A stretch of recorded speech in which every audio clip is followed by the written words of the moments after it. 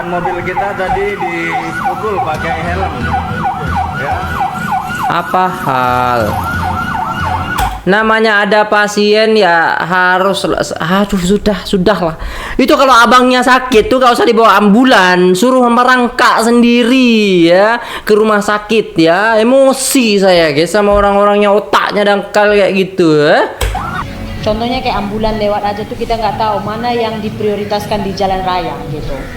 Makanya negara kita ini susah untuk berkembang. Kau tengok negara-negara lain katanya, kalau udah ambulan mereka semua ke tepi, mereka tahu mana yang harus diprioritaskan di jalan raya katanya.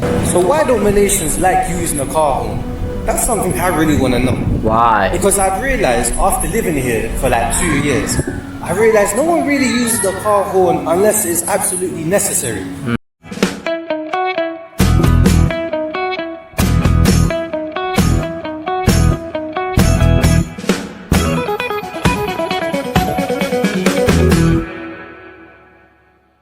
Assalamualaikum warahmatullahi wabarakatuh. Jumpa lagi dengan saya guys, Cak Mujib. Gimana nih kabar teman-teman semua? Semoga sehat selalu ya, dalam lindungan Allah Subhanahu wa taala, dijauhkan dari segala mara bahaya, malapetaka, bencana dan balak serta berbagai macam penyakit. Amin amin ya rabbal alamin. Oke, kali ini kita akan reaksi sebuah video yang sangat menarik sekali. Ternyata orang Malaysia itu gimana ya guys ya, kalau kita melihat kenyataan dan fakta yang ada, itu sangat-sangat menakjubkan. Sedangkan di Indonesia sendiri itu udah kayak amburadul banget. Kok bisa? Inilah perbedaan SDM orang Indonesia dan juga orang Malaysia. Jadi jom kita tengok videonya. Let's go.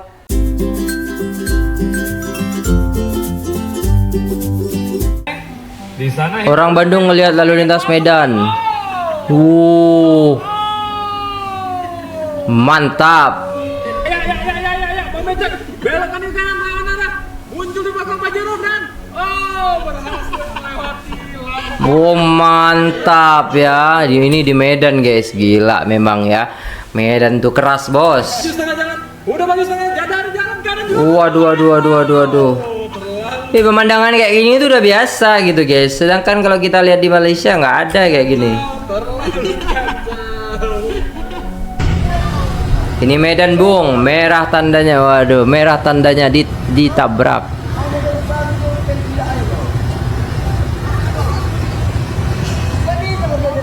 Masih merah nih bang, masih merah. Masih merah lah bang.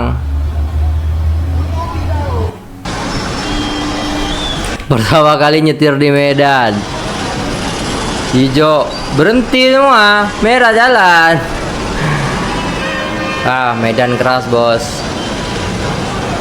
Aduh, pelongo nih abangnya nih. Iya bang, hati-hati bang. Merah, aduh. Lalu lintas dibuat untuk dilanggar ya. Tadi kan saya ada nampak live seorang warga negara Indonesia yang di Malaysia. Terus tuh katanya begini, sebab itu negara kita ini nggak berkembang katanya. Apa tuh? Negara berkembang tapi nggak maju. Kenapa katanya? Karena SDM masyarakat itu rendah. Contohnya kayak ambulan lewat aja tuh kita nggak tahu mana yang diprioritaskan di jalan raya gitu. Makanya negara kita ini susah untuk berkembang. Kau tengok negara-negara lain katanya, kalau udah ambulan mereka semua ke tepi, mereka tahu mana yang harus diprioritaskan di jalan raya katanya. Yang ini saya setuju lah. Saya tak kisah cara dia bicara itu bagaimana. Yang penting pendapat dia yang ini saya setuju sekali. Kenapa? Untuk kesadaran diri masyarakat Indonesia itu nggak ada, bukan rendah, nggak ada. Ya, kenapa? Hampir setahun saya sudah tinggal di sini. Yang pertama dulu orang kita ini suka-suka aja berhenti di mana-mana pun. Dan tahu tikungan, corner jalan sempit, mereka akan berhenti di sana. Kalau kita tegur, mereka akan ngamuk, nggak terima. Kayak baru-baru ini juga video viral. Jadi ada ambulan, jadi pasiennya itu kritikal. Jadi mereka itu harus pasang infus di jalan dan mereka itu berhenti di jalan. Ada satu orang yang merasa terpaling pandai, terpaling bijak. Dia videokan, kamu ke tepi sikit, macet itu kamu bikin, kamu ke tepi sikit, katanya gitu. Udah tim kesehatan yang di dalam ambulans itu pun udah ngejelaskan, kami pasang infus dulu, nanti kalau udah siap kami pinggir, katanya. Nggak bisa, kau minggir sikit. Dan kalian baca komentar di sana, banyak orang yang mendukung si bapak ini. Aduh. Gitu. Padahal ini mereka nggak tahu kalau pertolongan medis itu lambat 1 detik aja bisa kehilangan nyawa. Betul. 1 detik sangat berharga untuk menolong nafas ataupun nyawa seseorang. Jangankan untuk minggir ke tepi, gara-gara sedikit aja dia bisa mati, ya kan? Tapi enggak, banyak orang bilang iya minggir aja, kenapa sih, ngapain berhenti di situ, bla bla bla. Dari situ saya sudah tahu kalau sebenarnya sumber daya manusia di Indonesia itu sangat-sangat minim, rendah sekali. Makanya untuk negara kita ini untuk jadi negara maju itu jauh. Jadi mungkin di tahun 2025 nanti Malaysia sudah menjadi negara maju. Saya rasa di tahun 2045 pun kita belum menjadi negara maju. Kenapa? Aduh. Yang pertama dulu SDM kita ini betul-betul rendah dan kesadaran diri kita itu sangat-sangat rendah. Kita itu mikirnya gini, ini kan jalan raya, aku juga bayar pajak. Ngapain dia yang pertama? Sama-sama ada hak, sama-sama ada kuasa. Gitu. Kebanyakannya kita seperti itu, egois. Kalian pergi kemana-mana pun ngantri, orang nggak sabaran semuanya. Betul. Banyak sekali di sini tuh kita udah ngantri, tiba-tiba potong barisan kayak nggak bersalah, nggak bawa apa-apa. Udah gitu kita bilang tunggu di belakang, aku buru-buru ini. Kemaluannya pun bukan kemaluannya, rasa malunya nggak ada, rasa segannya nggak ada. Jadi untuk yang kalimat dia ini tuh saya setuju banget. Memang SDM di Indonesia itu rendah banget, kesadaran dirinya itu rendah banget. Entahlah, saya pun heran. Ya begitulah guys ya. Coba bapaknya yang sakit, udah ambulan gak usah berhenti, ambulannya gak usah diimpus, biarin aja, mampus gak apa-apa gitu, pasti marah-marah dia di alam kubur.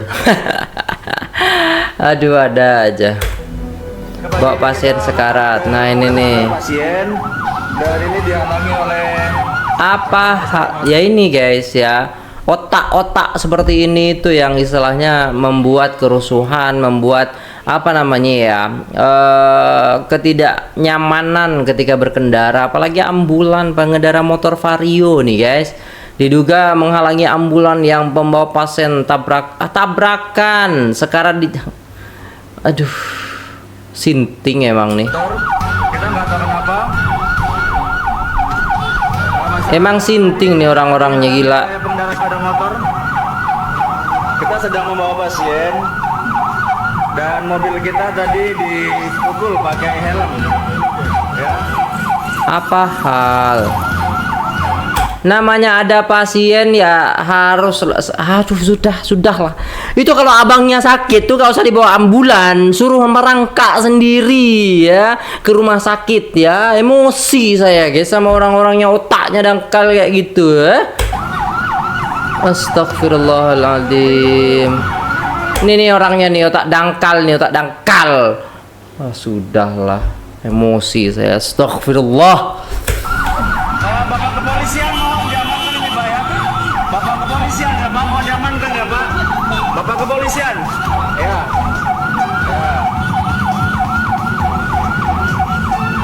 Aduh, susah lah otak-otak kayak gitu tuh. Enggak semuanya, cuman banyak otak-otak kayak gitu tuh. Namun tiba-tiba pengendara motor tiba melaju kencang merepek dari belakang ambulan. Aduh. Mohon diamankan ya Pak ya. Tangkap aja Pak. Habis ditangkap, saya hilaf, saya mohon maaf. Sudahlah. Emosi saya guys ya. Kadang saya tuh kalau ada orang yang istilahnya sok-sok ngomong dulu, terus habis itu tiba-tiba kayak mohon maaf, saya waktu itu khilaf, saya itu seperti ini dan itu, nggak sadar gitu loh. Aduh, harus ada kayak gitu dulu gitu. Berarti kalau kita mau maju harus hancur dulu negara ini baru maju gitu, baru sadar ya otak-otaknya kita gitu ya. Naudzubillah ya Allah. Jadi macet itu ternyata bukan hanya di Jakarta, Indonesia ya kawan-kawan, di Kuala Lumpur juga. Iya macet. Parah seperti ini nih kawan-kawan ya. Ini tepatnya di Pavilion Bukit Bintang. Pavilion ya. Parah. Ramai orang, ramai kendaraan. Ya. Tetapi ada perbedaan sih macet di sini dengan di Jakarta, Indonesia. Apa perbedaannya? Ya teman-teman pikir sendiri lah ya. Iya dipikir sendiri, lebih rapi, gak ada klakson, ya gak ada yang teriak-teriak, gak ada. Isinya di internet. Ya. Guys ya, selama aku berada di Malaysia ini, aku baru Apa tuh bang? Aku suka cara orang Malaysia berkendara, mau itu dia mobil, mau itu dia motor. Mereka itu, aku malah bukan sempat sih, nggak pernah sama sekali, sekalipun aku ngedenger suara klakson guys. Bahkan kayak gitu aku nggak pernah gitu. Aku doang yang bakal ngeklakson orang. Dan ketika aku ngeklakson kayak gitu, si Ami itu langsung marah-marah. Bang Bima, tak boleh lah camtu gitu kan. Aku tanya kenapa nggak boleh kayak gitu. Karena orang di sini tuh nggak ada habit untuk ngeklakson, even itu lagi macet atau apapun jarang banget ngeklakson. Orang yang klakson itu katanya kalau dia nggak lagi marah, pokoknya dia ada masalah pribadi gitu guys. Beda banget sama di Jakarta. Kalau di Jakarta kan baru lampu hijau udah tot, apalagi motor tot. Keren. So why don't Malaysians like using a car horn? That's something I really want to know. Why? Because I've realized after living here for like 2 years, I realized no one really uses the car horn unless it's absolutely necessary. And I'm so baffled as to why. Like example, went to Cambodia, went to Vietnam, oh my god, they have a whole language for using a horn. And like I get it, I understand. Even in the UK we use the horn. Not as much as like Cambodia or Vietnam, but we use it to let people know, let's say someone's on the phone, which in the UK you're not allowed to use your phone and drive. We use the horn to let them know, hey, like you need to get off your phone. Or we use the horn to let someone know in traffic that you need to go, you're making traffic. Or to let someone know like, oh, something's happening, or that you're upset with them. Cool. But in Malaysia now, oh my god, I rarely hear the car horn. I'm not trying to figure out why. Because some of you need that car horn. Some of you need to know you're messing up. You're keeping traffic. Like, I've seen videos of Malaysians getting upset when a car horn has been used on them. But you made a mistake though. You messed up. So why are you getting upset? Or are you upset that you got caught and someone's challenging you? I use the car horn. I don't care. People need to know you're messing up or you can't drive. Because some Malaysians can't drive. That's just a fact. But yeah, someone tell me why is it in Malaysia that car horns are just not used? Yeah, like I really want to know why. Kalau ditanya kenapa aku bisa betah tinggal di Kuala Lumpur, salah Kenapa satunya tuh? karena suasana pagi kayak gini. Jadi ceritanya pagi ini aku pergi ke KWSP untuk registrasi. Aku turun di MRT Pasar Seni lalu lanjut jalan kaki menuju lokasi. Sepanjang perjalanan aku heran sendiri. Kok bisa ya jalanan dan suasananya benar-benar tenang dan gak ada kemacetan sama sekali. Saking nyamannya abang Spiderman aja bukannya berantas kejahatan malah nyantai foto di tengah kota. Padahal ini masih area perkotaan dan aku pergi pas jam orang berangkat kerja. Tapi herannya aku gak lihat macet, bahkan gak ada suara klakson sama sekali. Well, kalau kalian pernah tinggal atau pernah main ke Jakarta, pasti ngerti kenapa Iya. aku bisa sebegitu terkesan sama situasi ini. Selain itu, sepanjang perjalanan, area yang aku lewati juga terlihat bersih. Aku sempat lewatin kawasan Dataran Merdeka, salah satu ikon wisata di Kuala Lumpur.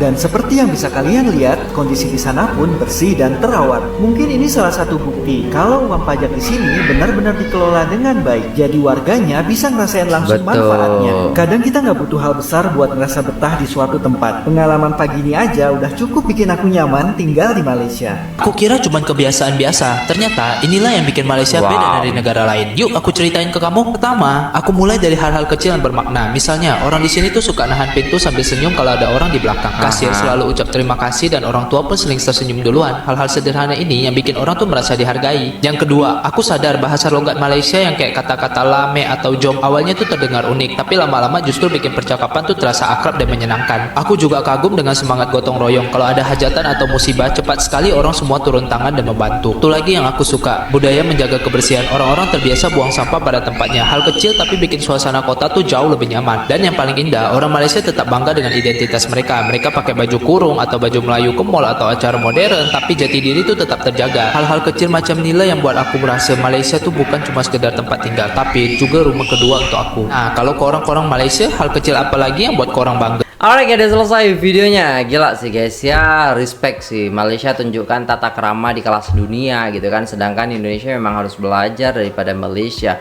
Bagaimana istilahnya ya tentang berkendara aja mereka istilahnya sangat-sangat bagus sekali. Sedangkan kita berkendara ya kesabarannya tidak bisa tidak bisa ditahan gitu loh. Nggak sabaran gitu loh guys ya. Dan kita bisa lihat apa ya, di Malaysia kalau berkendara itu mereka tertib lalu lintas, sedangkan kita kebanyakan melanggar lalu lintas ya. Itu yang membuat mungkin ya orang-orang luar itu lebih suka di Malaysia daripada istilahnya keliling ke Indonesia. Dan di Indonesia rame banget ya kan, dengan klakson-klakson, sedangkan di Malaysia itu tidak. Makanya orang-orang Indonesia yang tinggal di sana itu banyak yang mengalami culture shock, karena memang kehidupan di sana itu sangat berbeda dengan yang ada di Jakarta ataupun di kota-kota lainnya gitu loh guys ya. Ini sangat menarik untuk kita tiru dan untuk kita terapkan juga dalam kehidupan kita. Semoga bermanfaat dan menambah wawasan pengetahuan kita. Terima kasih sudah tengok video ini sampai selesai. Jangan lupa like, share, komen, dan subscribe. Saya pamit undur diri. Wassalamualaikum warahmatullahi wabarakatuh.